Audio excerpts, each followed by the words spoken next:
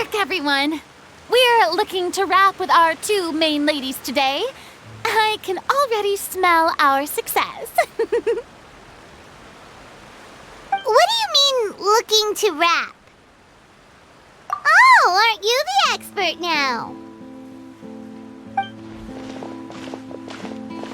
This upcoming scene is the two musketeers' final confrontation with the Baron. There will be quite a bit of action, but no choreography beyond what we've already rehearsed. Anyway, get ready. Lights, camera, action! The view is beautiful tonight. It reminds me of that fateful night 10 years ago. And now that I've said it, I can even make out the faint fragrance of herbal tea in the air. Enough, villain! It's time that you pay for the death of our mother! My dear Iris, have you forgotten your manners? How can you speak like this to your own father? I'd sooner swallow all of my teeth than call you father. What did I expect? Seems the daughters have turned out to be just as obstinate as their foolish mother. In this world, mora and status is everything! She thought she could blackmail me using her children and force me to grant her recognition and concessions? Ah, how naive can a woman be? Mother never asked a single thing of you. All she wished was for us to live a peaceful life, just like the others. It was you who personally brewed the poison of prejudice and sent Mother to her death. Compared to that deadly poison, the 2 bullets that will soon pierce through your heart will be like sweet mercy! And that's exactly why I said you're just as naive as her. Did you really think 2 muskets would be enough to defeat me? So let's see. What is stronger? Mora and power, or the 2 muskets in your hands? Get them! Tulip! There are too many of them! It'll be okay. We'll cover each other, Iris. And Mother will be watching over us, too.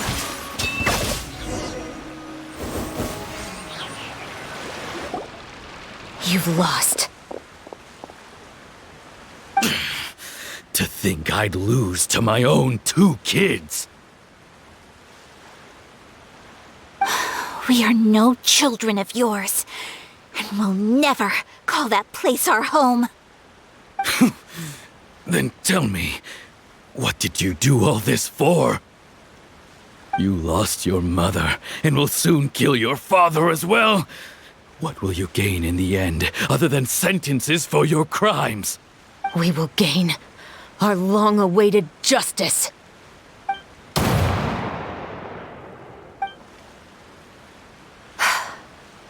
It's over. Finally, it's over.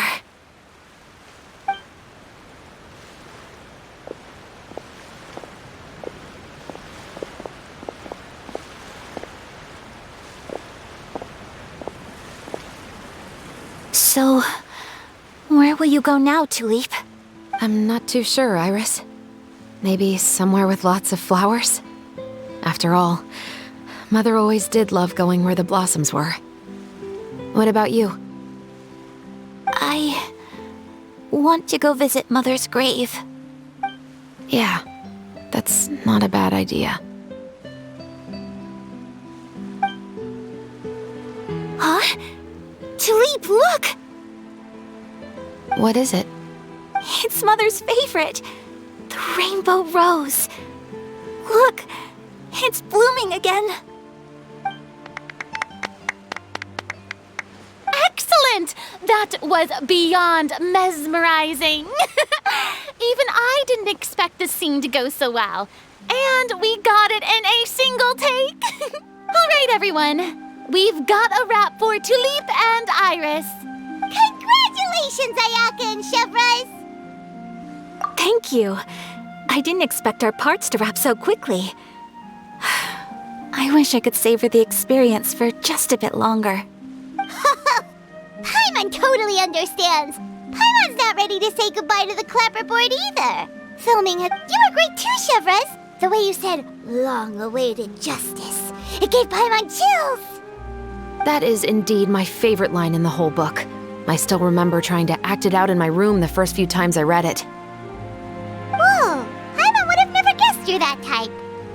Who doesn't like stories where the guilty are punished and justice prevails over evil? Don't forget, I'm the captain of the Special Security and Surveillance Patrol. Captain, I have something urgent to report. Please excuse me, everyone. I'll be back in just a moment. It's okay, don't worry about us.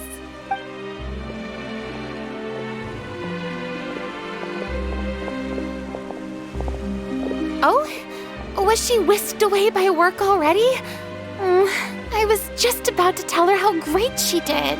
It seemed like some urgent official business. Then perhaps we should thank the stars that we were able to wrap both of your parts so quickly today.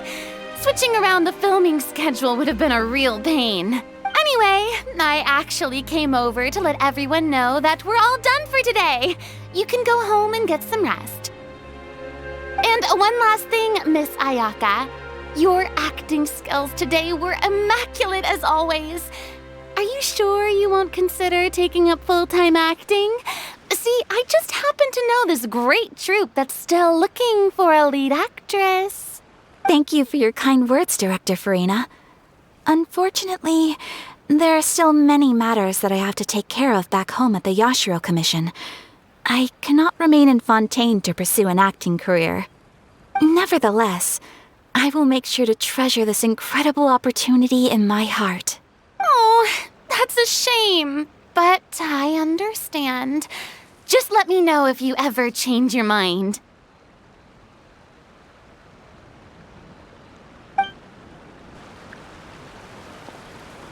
I believe it's also about time for me to take my leave. But hopefully I'll see you on set over the next few days. Even though my part's wrapped, I'd still like to swing by and help out the crew. See you tomorrow, Traveler and Paimon. Yep, see you tomorrow. Well, what should we do next? Maybe we'll go investigate the case some more with Chevres today. Traveler, Paimon, please come with me. Huh? Where are we going? You could say that our ship has finally chanced upon one of those small, remote islands of intel.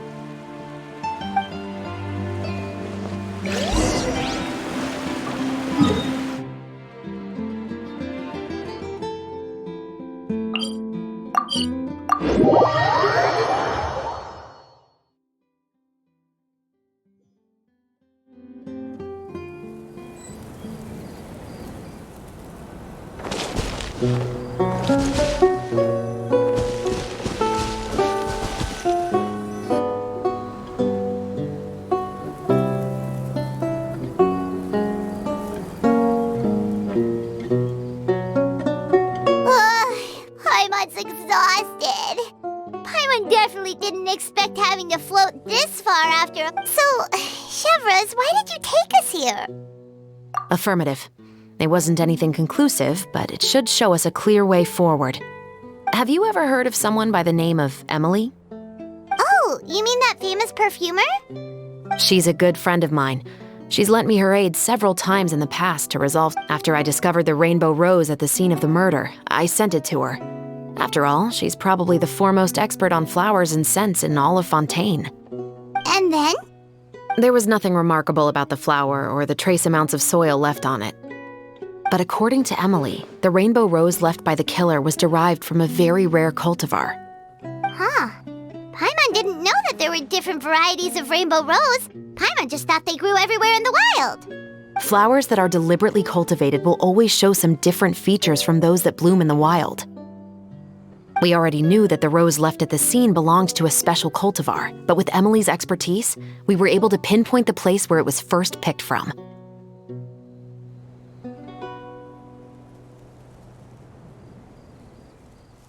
Oh, Paimon gets it now.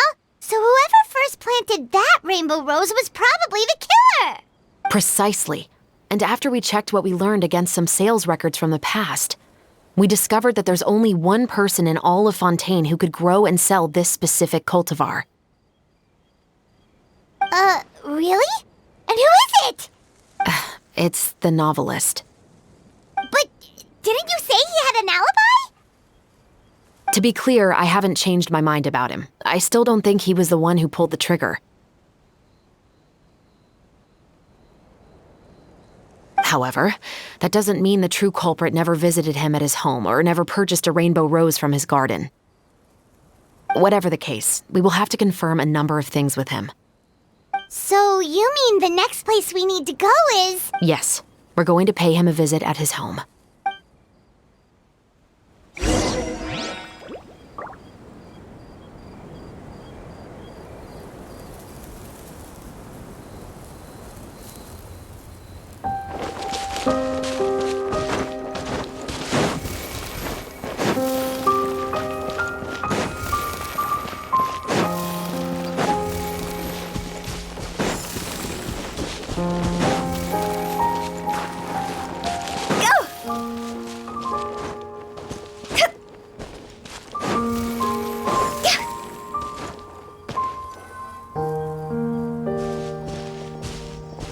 That should be his house. There are so many Gardamex stationed around the place. That's pretty unusual, right? According to what he told me last time we spoke, he hired them so he won't be harassed or disturbed. So there are a lot of flowers in his garden, but Paimon doesn't think we'll be able to pick one without alerting the Gardamex. Right, which is exactly why I think there has to be a special connection between him and the killer. So, should we knock? Just wait here for now. I'd like to take care of a number of those Gardamex first. But they're so far away. How are you planning to do that? Don't forget, Paimon, I'm actually the real-life captain of the Musketeers.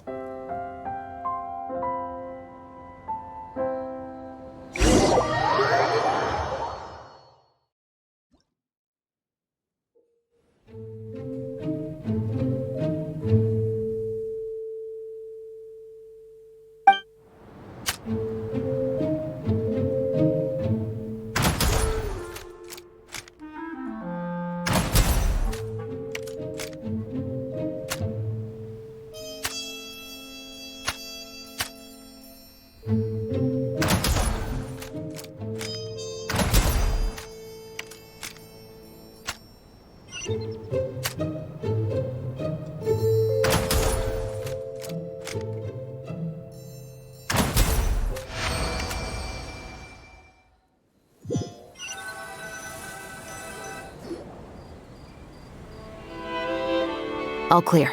Let's go. Wait! Paimon's a little nervous now that we know he could be the killer. Can we go? I'll go knock on the door and make sure it's safe inside. Once we're sure that we're in the clear, I'll ask him to come with us for a quick round of questioning at the guard's headquarters. But can't we just arrest him? We still have no evidence that he's the killer, or that he lent the killer any direct aid. Still, it would be appreciated if you could pick a rainbow rose from his garden for me while I'm talking to him. It'll help the Marechaussee Phantom confirm Emily's theory. Sure, no problem. Just be careful, Chevres.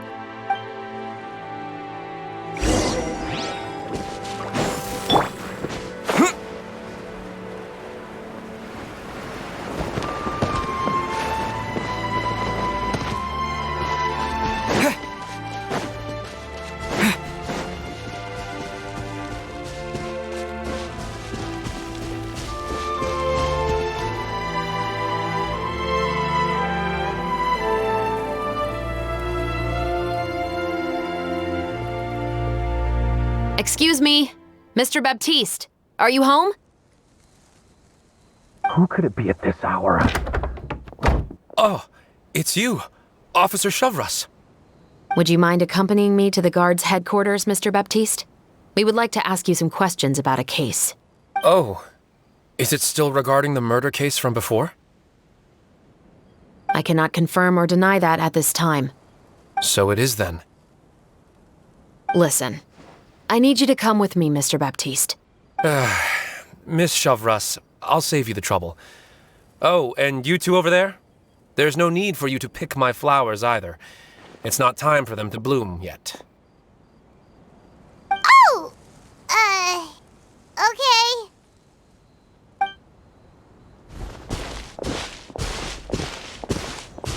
By saving me the trouble, you mean... I will confess. I was the killer. Huh? He just admitted he's guilty! Please relax, everyone. I'm not armed. The musket you're looking for has been buried in my backyard. Then it's my responsibility to inform you, Mr. Baptiste, that everything you say right now will be used as evidence for the inevitable trial. Yes, I am perfectly aware of that. I must say, I hate this feeling. Oh? Is it because I confessed? Or because you've been proven wrong? Both, I suppose. For the same reason as the one I wrote out in my novel, of course. I did it to exact revenge. I know you haven't figured out the link between the two of us. Had you done so, I'd have been taken away to the headquarters a long time ago. But that won't stop me from always remembering his grotesque face. Your mother is still healthy and well. You know, I was adopted as a child. I was referring to my birth mother. That was never recorded in the orphanage's records. Please forgive a 6-year-old child for concocting some lies to protect himself after watching his mother die right in front of him. So, your novel, it was like a record of your life?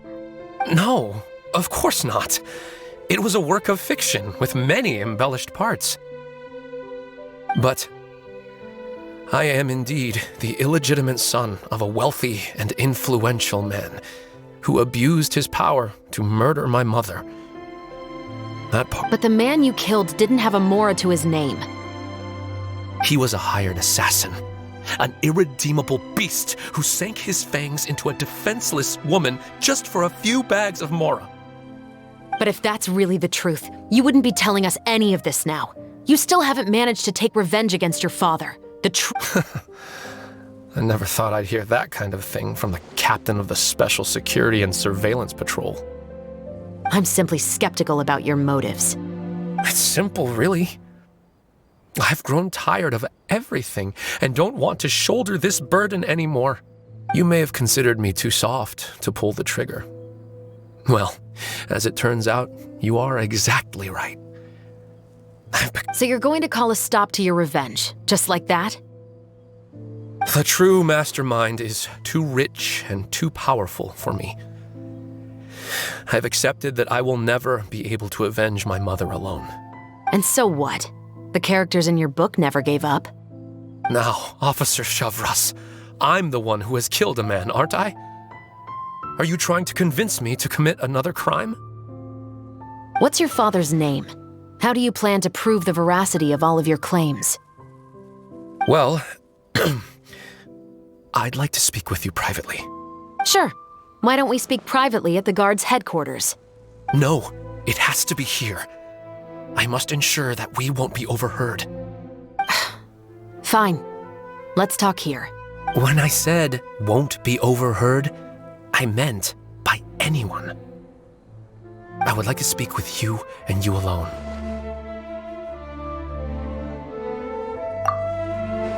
Thanks. I appreciate it.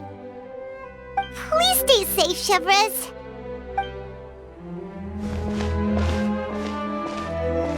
All right. Let's hear it. Will you really believe what I'm about to say? Well, that depends on what you're going to tell me. Fair enough. Fair enough. Then listen closely.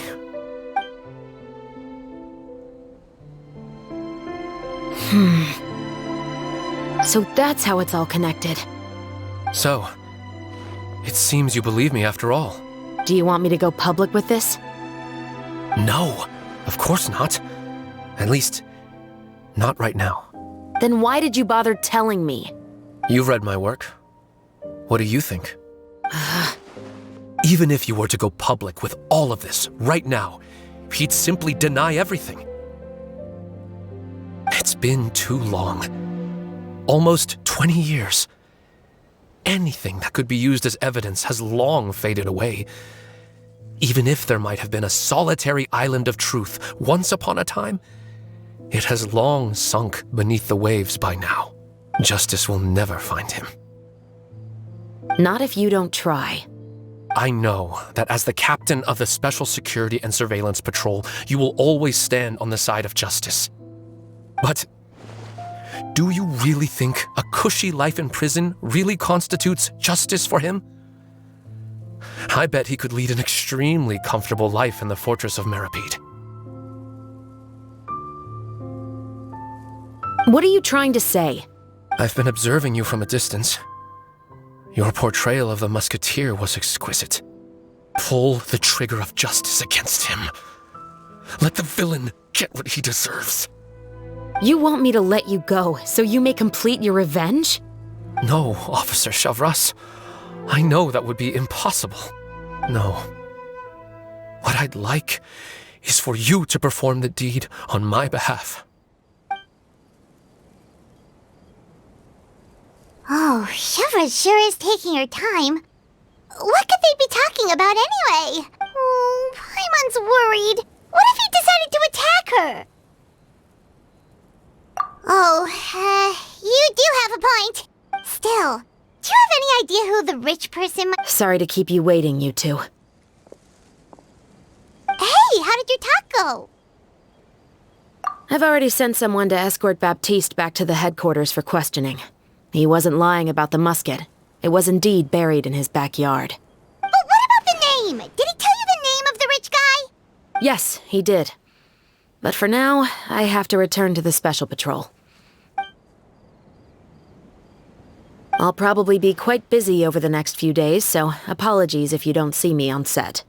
All right, Paimon understands if you can't tell us everything you know. Actually, there's still something else I need your help with.